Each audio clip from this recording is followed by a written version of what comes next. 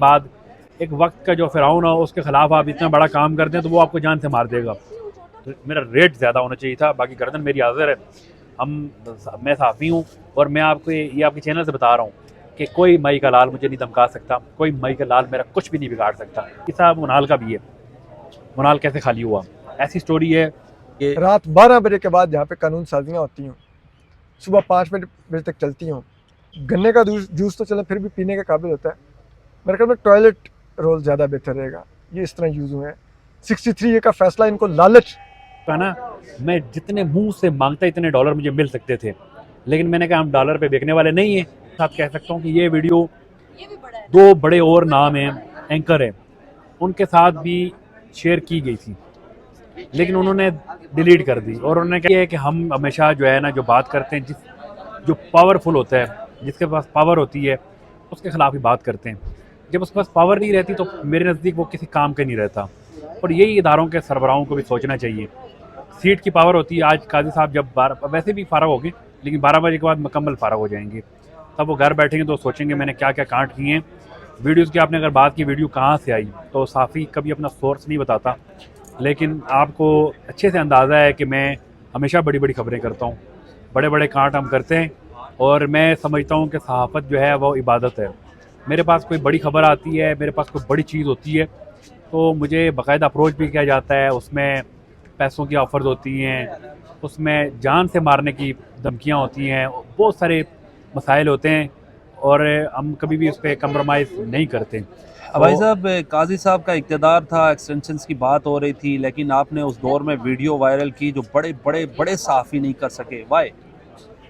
एक तो मैं आपको एक चीज़ बताऊं कि जिस दिन ये वीडियो मैंने अपलोड किया अपने अकाउंट से, उससे एक दिन पहले तक जो डिस्कशन चल रही थी वो काजी फ़ायद ईसा साहब के 3 साल की जो एक्सटेंशन की डिस्कशन जो है वो तकरीबन फ़ाइनल हो चुकी थी। तो वो क्योंकि ब्लैकमेलिंग का जो एक रवैया था उनका शुरू से, वो ब्लैकमेल कर रहे थे और वो 3 साल की एक्सटेंशन उन्होंने लेनी ही थी।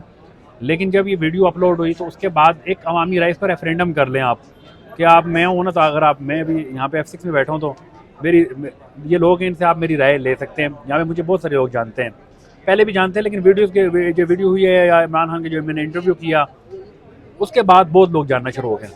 तो आपको लोग मेरी राय देंगे कि यार ये कौन कैसा बंदा है। तो काजी साहब का भी एक रेफरेंडम था, वो उनके बारे में लोगों की राय आई है और राय जो है ना करोड़ों में आई है। अब भाई साहब, अब वीडियो आपने डोनेट वाली जो वायरल की, आप सोर्स तो नहीं बता रहे, लेकिन कितने दिन पहले आपके पास आई थी और क्यों लीक किया आपने सर? एक तो ये जो वीडियो है ये तकरीबन मेरे पास जब आई है तकरीबन 1.5 से 2 माह पुरानी थी। मतलब मेरे पास इतनी पुरानी खैर नहीं थी, लेकिन 2 माह पुराना वाक़या था। ये एक टाइमिंग का बड़ा है। लोग बड़ा कहते हैं कि यार टाइमिंग, कि ऐसी टाइमिंग जब वो दोबारा उनको एक्सटेंशन मिलने लगी और ये वीडियो मैंने अपलोड कर दी, तो इसके पीछे को बड़ा हाथ है।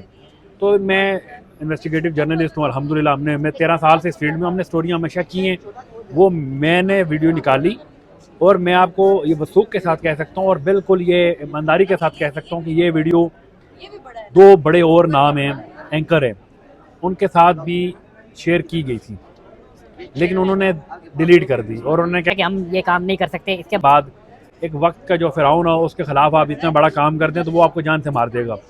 तो जब मेरे पास ये आई है तो मैंने कहा मैं एक सहाफ़ी हूँ और मैं समझता हूँ कि बहुत बहुत बड़ा इंकशाफ कर रहे हैं कि पाकिस्तान के 2 बड़े तगड़े सहाफ़ियों के पास, काजी फ़ायद ईसा साहब के एंकर्स के पास वीडियो है, वो शेयर करने से, ट्वीट करने से, फेसबुक पे लगाने से कासिर है। वो इनकार करके उनसे लाजमत है, मेरा सोर्स था, उन्होंने रब्ता किया। उन्होंने कहा कि क्योंकि किसी बड़े अकाउंट से वो लगवाना चाह रहे थे, ताकि यार ये जो लोगों की एक राय है वो नज़र आए कि लोग क्या समझते हैं मौजूदा चीफ जस्टिस के बारे में। तो वो उन्होंने इनकार किया, उन्होंने कहा नहीं हम नहीं लगा सकते। तो फिर मेरे से जब रब्ता किया गया मेरे सोर्स ने, तो मैंने उसको कहा बिल्कुल आप लें, और मैंने सिर्फ इसका 2 से 3 दिन वेट किया। इसमें ये था कि मुझे लग रहा था कि इनकी फैमिली है बीच में, तो मैं ये काम ना करूं।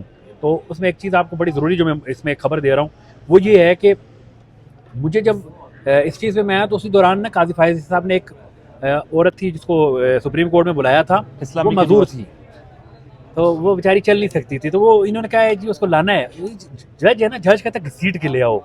वो मैंने सुना तो मुझे बड़ा अफसोस हुआ। फिर काजी साहब ने कहा कि सहाफ़ी जो है ना वो डॉलर दे लें और इनका ज़मीर ख़रीद लें। तो मुझे इस वीडियो का ना मैं जितने मुंह से मांगता इतने डॉलर मुझे मिल सकते थे, लेकिन मैंने कहा हम डॉलर पे बेचने वाले नहीं है। हमने वीडियो अपलोड की और जो लोग समझते हैं कि काजी फायद ईसा साहब के बारे में लोग क्या समझते हैं, तो वो लख्ती डोनट जो है वो वायरल इसीलिए हुआ है और लोगों की जो राय थी वो आपने देखी। काजी साहब का टेन्योर आप कैसे देख रहे हैं?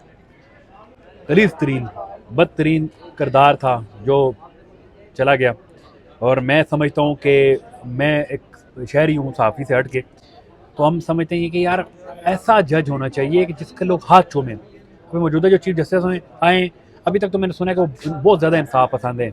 अल्लाह करे वो इतना इंसाफ करें कि 60,000 पेंडिंग जो केस है सुप्रीम कोर्ट में वो ख़त्म हो जाएं। काजी फायद ईसा ने अपने पूरे इक़्तिदार में सिवाय इमरान खान से बदला लेने के अलावा कोई काम नहीं किया।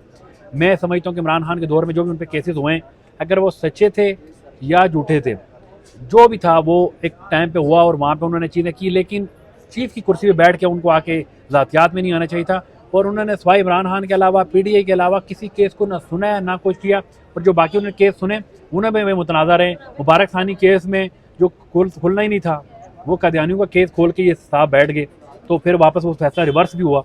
तो काजी साहब के जो मैं जो टेन्योर देख रहा हूँ वो सुप्रीम कोर्ट का गंदा तरीन टेन्योर था। ये साहब मुनाल का भी है, मुनाल कैसे खाली हुआ, ऐसी स्टोरी है आप हैरान हो जाएंगे। लेकिन मैं टाइप की है या उससे हट के? सर डोनट तो बहुत छोटी स्टोरी है, बहुत बड़ी स्टोरी करने बहुत बड़ी स्टोरी, और वो स्टोरी मैंने पहले ही कर लेनी थी लेकिन मुझे कुछ चीज़ें मिली नहीं।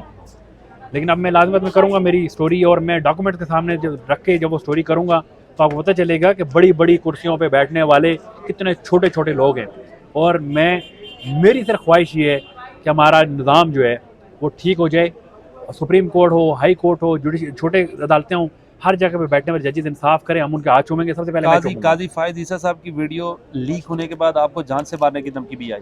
बहुत, मुझे तो मेरा किसी ने 50 लाख रेट लगाया है, किसी ने 1.5 करोड़ लगाया, दो मुझे रेट लगाने वालों में बहुत अफसोस है।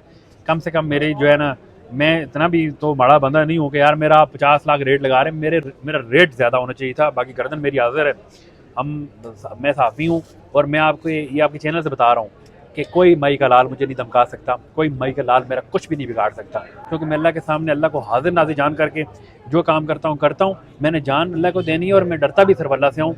मुझे किसी स्टोरी से कोई रोक नहीं सकता। और आने वाली स्टोरी रात 12 बजे के बाद जहाँ पे कानून साजियाँ होती हूँ, सुबह 5 बजे तक चलती हूँ, वो कौन सी कानून साजी होती है? वो कौन सी विल ऑफ पीपल की नुमाइंदगी होती है? जो लोग ही सो रहे होते हैं तो उनकी विल की नुमाइंदगी कौन कर रहा होता है? कुछ एमएनएस भी सो रहे थे। हाँ, वो ऊपर किसी और की विल की नुमाइंदगी हो रही होती है। अच्छा, मालूम नहीं, ये उनकी राय है। गन्ने का जूस तो चले फिर भी पीने के काबिल होता है, मेरे ख्याल में टॉयलेट रोल ज़्यादा बेहतर रहेगा। ये इस तरह यूज़ हुए हैं। 63A का फैसला इनको लालच दिए रखी गई कि आप आईनी अदालत बना रहे हैं तो आप उसके चीफ जस्टिस आएंगे, और बाद में फिर वो आईनी अदालत भी ना। काजी साहब की एक्सटेंशन भी नहीं हुई, आईनी अदालत भी नहीं बनी, 3 साल का दौर भी नहीं हुआ, उनको इस्तेमाल किया गया, लेकिन उन्होंने जमहूरियत के लिए ठोक के फैसले दिए, जमहूरियत के खिलाफ। बिल्कुल उन्होंने सब कुछ किया, वो जिस हद तक कर सकते थे उन्होंने किया। मुझे तो लगता है अभी भी वो कल उनकी रिटायरमेंट है, तो 25 अक्टूबर की भी रात 11:59 तक वो बैठेंगे और कहेंगे कोई भी मेरे से और भी कोई काम करवाना तो खादिम हाजिर है। ये चीफ जस्टिस ऐसे ही थे? चीफ जस्टिस बनने से पहले तो बड़ी जमहूरी बातें किया करते थे सर। वो वही हमारे लिए ग्रेट डिसेप्शन है, हम उसी में धोखा खा गए सारे। तो ये एक वकील हैं रियाज राइस साहब, वो कहते हैं मुझे तो इन्होंने 7 दिन अगवा करवाया है और मैं कल DSP को या SSP इन्वेस्टिगेशन को इनके अगेंस्ट एप्लीकेशन दूंगा। उनकी राय है, अगर उनका इन पर इल्ज़ाम है और उनके मुल्ज़िम अगर चीफ जस्टिस काजी फाइज हैं तो उनको बिल्कुल हक हासिल है कि वो उनके खिलाफ दरखास्त दें। सर कैसा दौर है ये, समझ सकते हैं कि आप ये मार्शल लॉ दौर से भी बदतरीन दौर गुजरा है काजी फाइज साहब? आप कह सकते हैं कि जो मुल्क में मार्शल लॉ लगा हुआ था तो ये उसमें हिस्सेदार थे।